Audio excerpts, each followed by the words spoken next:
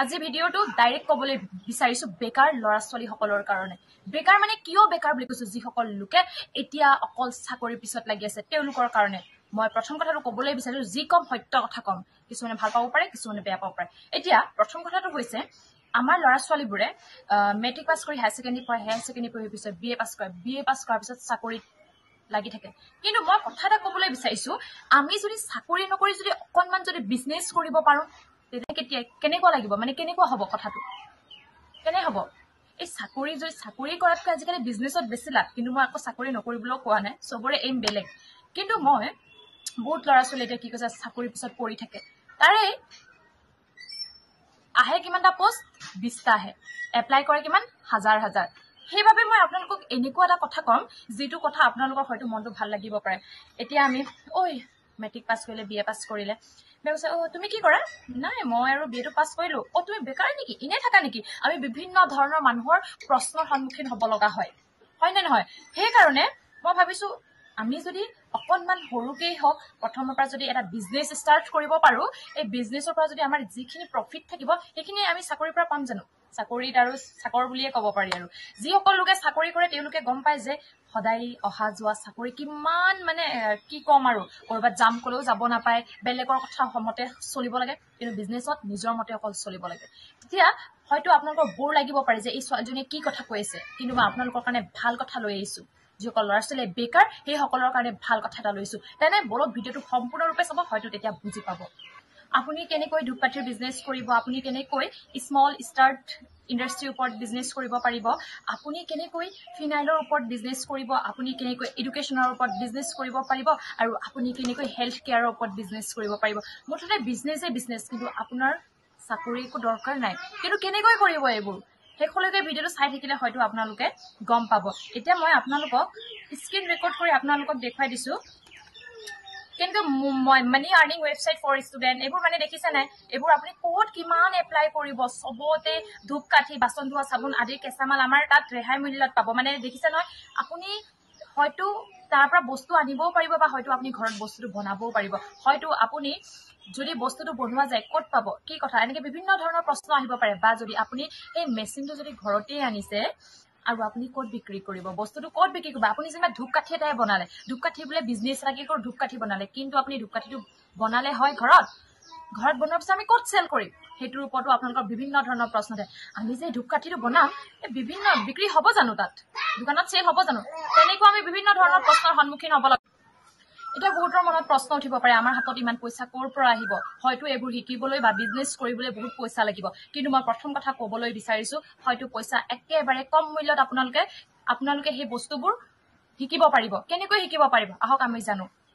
সেই নামটো হৈছে, য'ত শিকিব তাৰ চেণ্টাৰ এটা থাকে নহয় জানো, সেই চেণ্টাৰটোৰ নাম হৈছে অসম গ্ৰাম্য উদ্যোগ বিকাশ পৰিষদ। আৰু আপুনি কি কি শিকিব পাৰিব, বিভিন্ন ধৰণৰ আপুনি যি শিকিবলৈ মন যায় সেইবোৰ শিকিব পাৰিব। ধূপকাঠি যেনে বাচন ধোৱা, যেনেকে ফেনাইল, টয়লেট ক্লিনাৰ, আৰু মানে সেইবোৰ আপুনি প্ৰেক্টিকেল কৰিও আপোনাক দেখুৱাব। মাত্ৰ কিমান ফিজ জানেনে? মাত্ৰ 500 টকা। অনলাইনতো শিকিব পাৰিব, আপুনি অফলাইনতো শিকিব পাৰিব। এতিয়া বহুতৰ বিভিন্ন ধৰণৰ প্ৰশ্ন আহিব পাৰে যে আমি যে শিকিম, ক'ত শিকিম? বিভিন্ন ধৰণৰ তাত চেণ্টাৰ আছে, আপোনালোকে তাত গৈ পেলাই আপোনালোকে শিকিব পাৰিব। বিভিন্ন ধৰণৰ, যেনেকে ডিব্ৰুগড়ত আছে, আৰু বিভিন্ন ধৰণৰ ঠাইত আছে। আপোনালোকক মই নাম্বাৰটো দিছো, হয়তো মোতকৈ আপোনালোকক ধুনীয়াকৈ বুজাই দিব। মাত্ৰ কিমান জানেনে? 500 টকাত আপোনালোকে হেৰি কৰিব লাগিব, মাত্ৰ 500 টকাত। 500 টকা খৰচ কৰি আপুনি যদি হাজাৰ হাজাৰ টকা পায়, কি বেয়া? কাৰণে যি কম সত্য কম, আপোনালোকে এনেকুৱা এটা বিজনেছ কৰিব পাৰে, যিটো বিজনেছত আপোনাৰ প্ৰফিট হ'ব পাৰে। আৰু হয়তো আপোনালোকে ভাবিব পাৰে যে বস্তুবোৰ কিনিম, বস্তুবোৰ যে বনোৱাৰ পিছত ক'ত চেল কৰিম? প্ৰথম অৱস্থা আপোনাৰ খোজা লাগিব পাৰে, কিন্তু আপোনালোকে য'ত ৰেজিষ্টাৰ কৰিব, সেই ৰেজিষ্টাৰ মানুহজনক বা তেওঁলোকক যদি কয় যে মোৰ এই বস্তুটো বিক্ৰী দিয়কচোন, মোৰ ধূপকাঠিটোৱে বিক্ৰী কৰি দিয়কচোন, মোৰ বাচন ধোৱা চাবোনটোৱে বিক্ৰী কৰি দিয়কচোন বুলি যদি কোৱা যায়, তেতিয়া তেওঁলোকেও বিক্ৰী কৰিব। যেনে আপোনালোকে ধূপকাঠিটো যেনিবা 80 টকা, ধৰিছো ধূপকাঠিৰ হেৰিটো 80 টকা, কিন্তু আপোনাক সিহঁতি 10 টকা ল'ব, আপোনাক 70 টকা পাব। আপুনি যদি বজাৰত নিজে বিক্ৰী কৰিব যায় ধূপকাঠিটো, তেতিয়া হয়তো আপোনাক 80 টকা দিব, এক্সাম্পল হিচাপে 80 টকা দিব। কিন্তু আপুনি যদি সেই য'ৰ পৰা শিকিছে তেওঁলোকক যদি আপোনালোকে চেল কৰিব দিয়ে, হয়তো তেওঁলোকে আপোনাক অকণমান 10 টকা এটা কম পাব।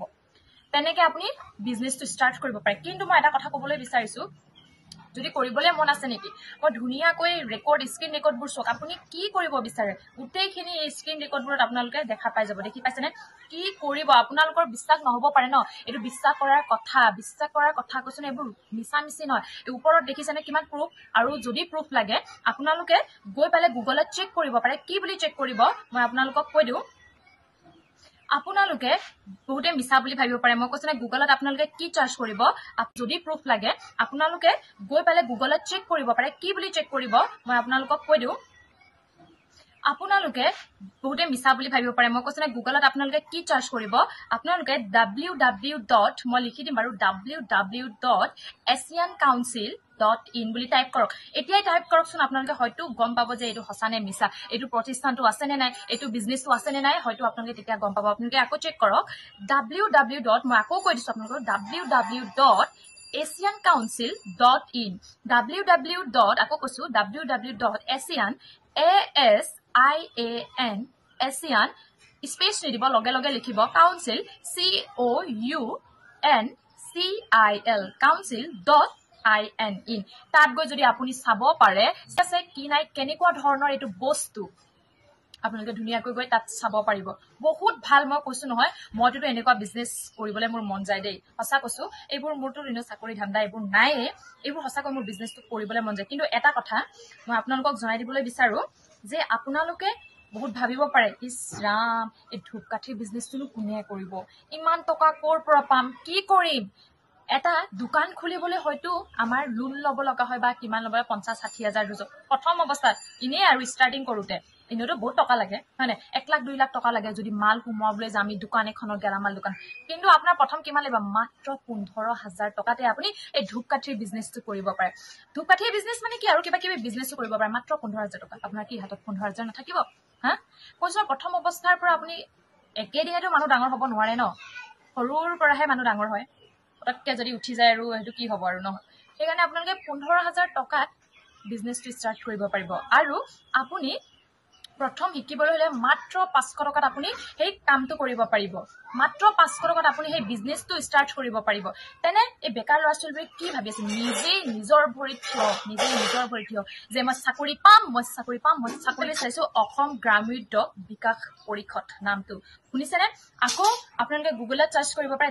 www.asiancouncil.in ত গৈ পেলাই আপোনালোকে চেক কৰিব পাৰে সকলো কথা তাত ধুনীয়াকৈ লিখা থাকিব আৰু আপোনালোকৰ যদি ইয়াতকৈ বেছি জানিবলৈ বিচাৰে আৰু ষ্টাৰ্ট যদি কৰিবলৈ বিচাৰে বিজনেছটো তেনে আপোনালোকে এই নাম্বাৰটোত মই দি দিম দুটা নাম্বাৰৰ ভিতৰত আপোনালোকে ক্লিক কৰি ফোন কৰিব পাৰে ধুনীয়াকৈ বুজাই দিব আপোনাক তেনে কি দেৰি কৰিছে পটাপট এপ্লাই কৰক পটাপট ৰৈ থাকি লাভ নাই একো চিন্তাই কৰিব নালাগে যে আপোনাৰ বস্তুটো বিক্ৰী নহব নেকি চেল নহব নেকি একো কথা দৰকাৰে নাই যিজনক আপুনি ফোন কৰিব ন তেওঁক যদি আপুনি বস্তুটো দি দিয়ে চেল কৰিবলৈ দিয়ে আপোনাক একদম ধুনীয়াকৈ চেল কৰি দিব কিমান টকা পাব তেনে মাহত কিমান টকা পাব ভাবক ঠিক মাহত কিমান টকা পাব তেনে কি দেৰি কৰিছে পটাপট আৰম্ভ কৰক বিজনেছটো আৰু সকলোকে শ্বেয়াৰ কৰক যিসকল ল'ৰা ছোৱালী এনে বেকাৰকে বহি আছে চাকৰি নকৰো চাকৰি কৰিম বুলি কৈ বহি আছে হাজাৰ বছৰ এনে বহি আছে তেওঁলোকক কি শ্বেয়াৰ কৰক পটাপট ভিডিঅ'টো হয়তো প্ৰফিট হ'ব পাৰে তেওঁলোকৰ মোৰ ভিডিঅ'টোৰ দ্বাৰা তেনে ধন্যবাদ আৰু বেছিকৈ জানিবলৈ বিচাৰিছে যদি মই ফোন নাম্বাৰটো দিছো ফোন কৰি ধুনীয়াকৈ আপোনালোকে ক্লিক কৰি